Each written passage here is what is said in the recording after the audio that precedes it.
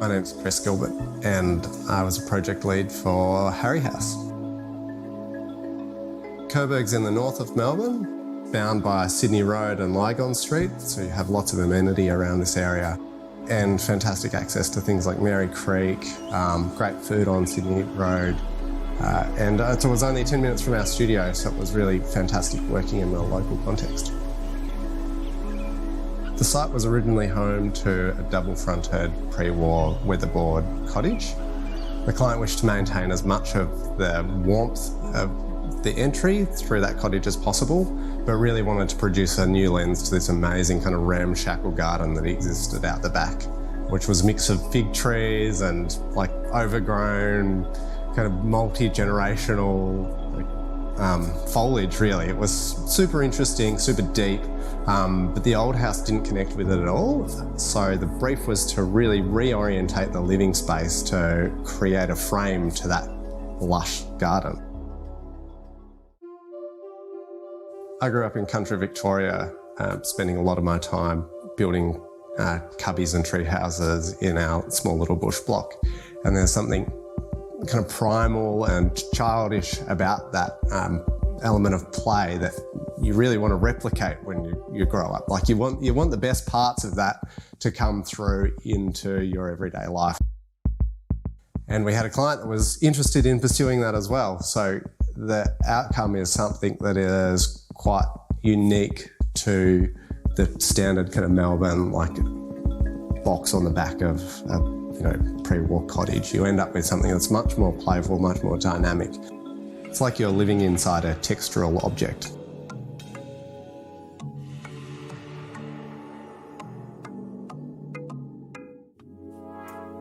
The front part of the house retained the original cottage, and it's not obvious that there's been a big renovation done when you first arrive. The sightline from the front door takes you straight through the extension to the garden and the fig tree, and people are immediately drawn to that. I'm Tanya, I'm one of the homeowners here. I live with my husband Pete and our 3 boys who range in age from 6 up to 16. Harry is our dog, and the house is named after him by our youngest son, who used to ask if we were visiting the Harry house when we were doing site visits. The material selection in this building was quite important. We really wanted materials that would age well, be robust, and be quite honest, like honest carpentry and, materials and textures that had a life and had like errors and mistakes in them, because that's what kind of makes the tree house. It's not this perfect polished thing. The concrete obviously is never going to go anywhere, but also the Inax board, it's indestructible. It's actually fireproof. So I've got Japanese heritage. The house has deliberately incorporated Japanese style design elements. Archer already used those in prior projects, and it was one of the things that attracted me to work with them. We have an old Mizuya Tansu, an old Japanese piece of furniture, which is quite large, and we wanted to make sure there was space for that to be incorporated into the project. The challenge of a long, narrow site, of course, is how to get light into all rooms of the house. So for this building, we kept the original pre-war cottage and inserted a courtyard between the new and old building. And what this does is allow natural light straight into the rumpus room and like deep into the main kids' living space, while also allowing the landscape to wrap all the way around the building. So no matter where you are in this space, you're looking out into the garden.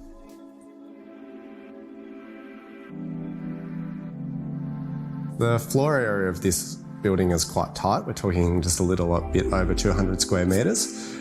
So in order to get the maximum amount of amenity within that frame or that envelope, we needed to look for alternate solutions. And one of which is providing soft netted areas in the voids rather than additional rumpus rooms. And what the nets do, which is pretty interesting, is allow you to occupy an entire space without needing furniture. So rather than a room needing to be 4 by 4 to have a couch in the corner, you can just have a 2.5 by 3 metre space and occupy that entire zone. Obviously, we use a lot of glass in our projects, and in particular this project. And we find it really helps connect the user with the landscape and the sky. These boxes are pretty unique, really. You have the opportunity to see garden and get this really great sky view factor. So the full height glass really captures both of those elements. Another very Japanese element was the design of the bathrooms, and that was having a separate spaces for the toilet, a separate space for the basin, and a separate space for bathing, which is how Japanese bathrooms are configured.